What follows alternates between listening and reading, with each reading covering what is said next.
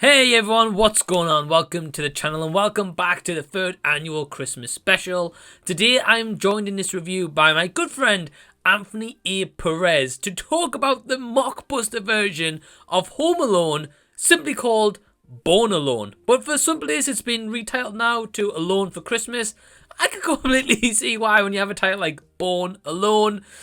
I know what you're thinking, you dirty little so-and-sos. This movie was directed by Joseph J. Lawson, who I've never seen any of the previous work, so their previous work is completely up in the air at this point, and this was my first feature of them. And then the movie stars David DeLuise, Davis Cleveland, and Kim Little. Now, essentially what is around is this family is going to go away on Christmas Eve to visit some relatives, leaving behind their dog called Bone.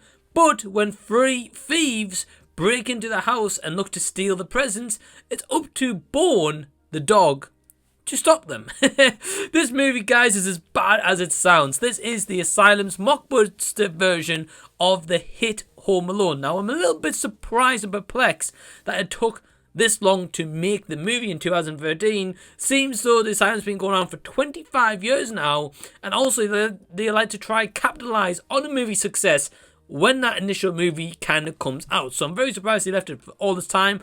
But I'm sure maybe 2013 it must have been like Home Alone 3 or 4, or I don't know, whatever number it is up to now. What can I honestly say about it? Well, just to give you guys a little bit of context before we head over to Anthony's thoughts on this, is if you're new to my channel, I cover a lot of Asylum movies here and I talk about any and all Asylum movies that I can.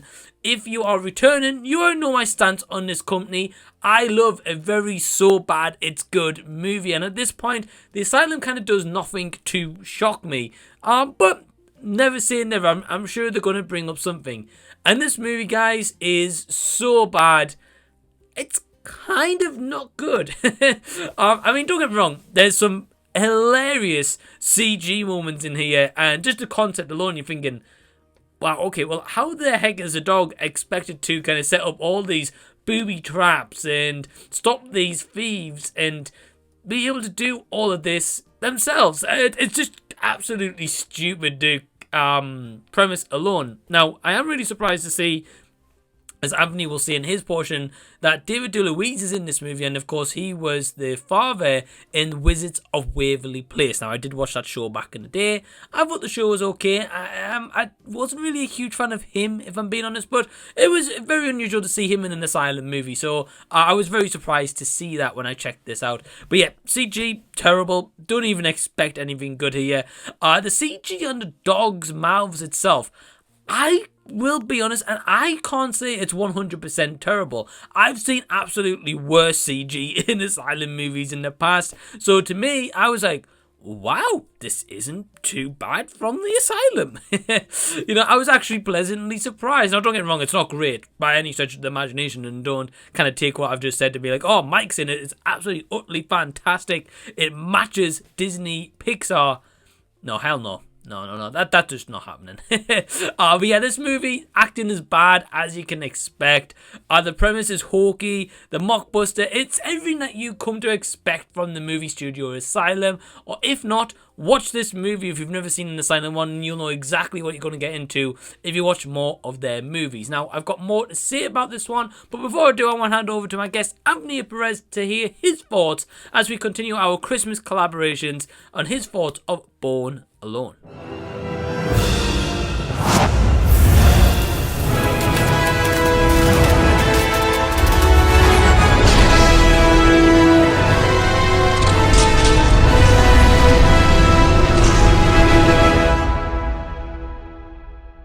Hey Mike and all his viewers, thank you so much, my friend, for having me on for another video. It's been quite some time since I've come on for one of these collab reviews, and today I'm very happy to be joining you for Alone for Christmas, or as it was previously titled, Bone Alone, which I guess I can totally understand why they changed that name.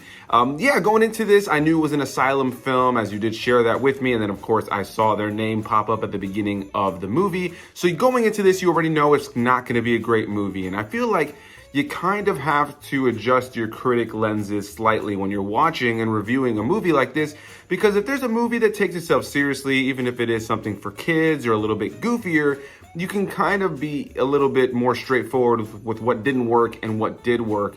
Whereas in a case of a movie like this, most of it doesn't work, but that's the point, right? So it's kind of tough to watch a movie like this and critique it like a normal movie, because on the surface, as I'm sure Mike's already talked about what this movie's all about, it's not good. I do like the silly, just bare bones, I guess, elevator pitch premise of the idea of taking the Home Alone movie and making it about a dog that's left alone. In this case, we're following two dogs, a dog named Bone, who is not the one on the poster, and the dog Columbus, who is actually the reason that Bone ends up being left home alone. And Columbus is the one who's on the poster, even though we don't spend majority of our time with the character of Columbus. And yeah, overall, the movie is goofy, it's silly, it knows what it is. It's rated TV-Y, so obviously this is specifically more for kids, and it definitely feels like it kind of pushes in that direction. And I feel like this movie had the benefit of focusing primarily on animals, giving it a little bit more of a cutesy charm rather than a lot of the other Asylum films that mainly focus on humans and are pretty terrible. And when we do focus on the humans here in this movie, it's definitely not a highlight of this movie.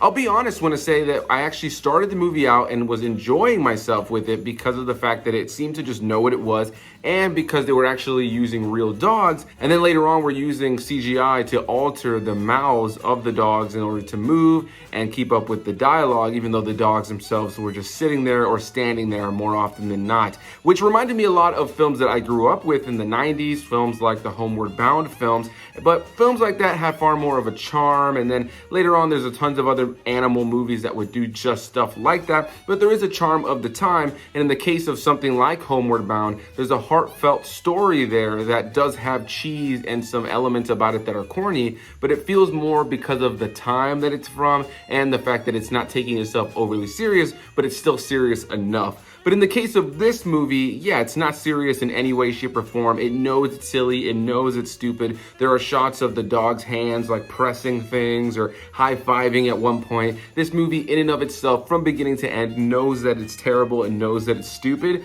so it's hard to be super critical of it. I did not really have the best time watching it though, because about after 20-30 minutes, I found myself just bored and kind of finding that the shtick had kind of worn off. There really wasn't much about this movie that ever really kept me engaged or gripped or even wanting to recommend it on a level of if this is so bad, it's good kind of thing. It's just okay. This movie in and of itself is a silly premise with a kind of throwback approach to these animal-led films with the altered mouth.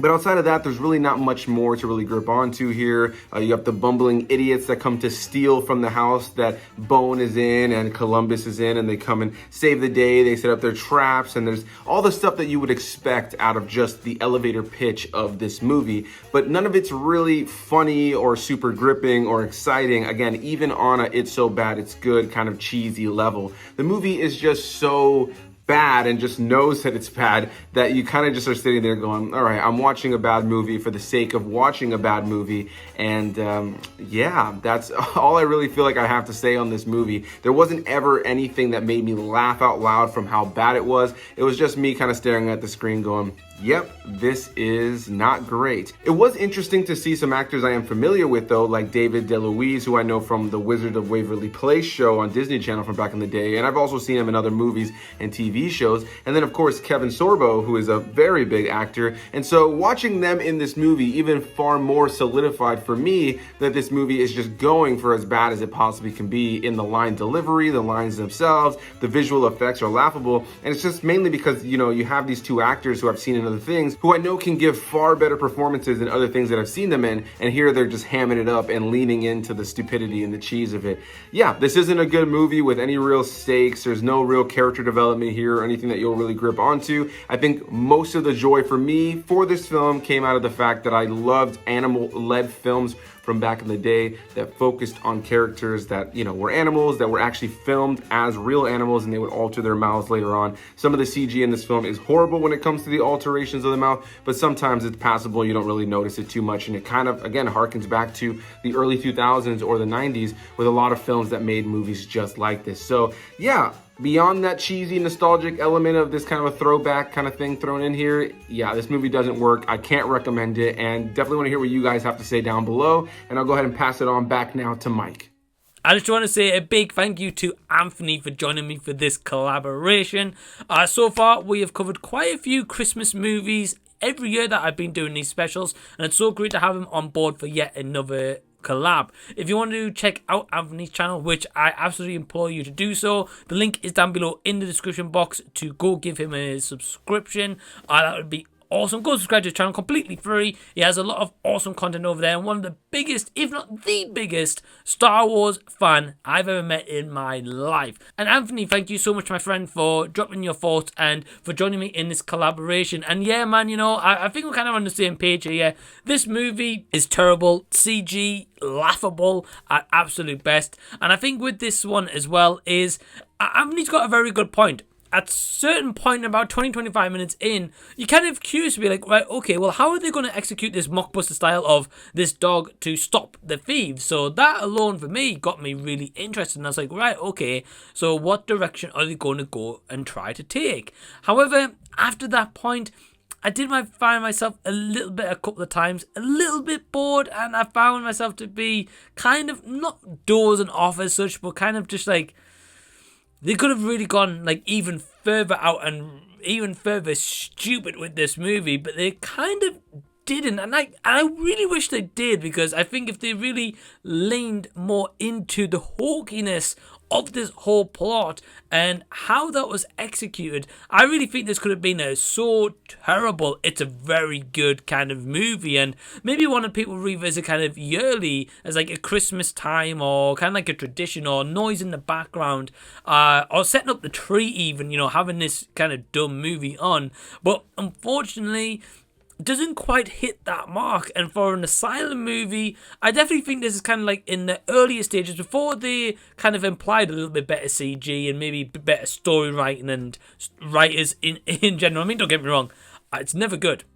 Don't even quote me on that one. But yeah, acting terrible. Even David DeLuise, like kind of like his star power he had with Disney back in the day, he couldn't even hold up this movie. The best thing about this movie in general is the dogs. You know, it's great to see dogs in here. That's the kind of only positive I can give. Besides that, yeah, this movie's absolutely garbage, guys. I really can't recommend it. But with that in mind, my overall score for Bone Alone / Alone for Christmas, whatever you want to call this movie, is a half a star out of 5. Have you seen Bone Alone?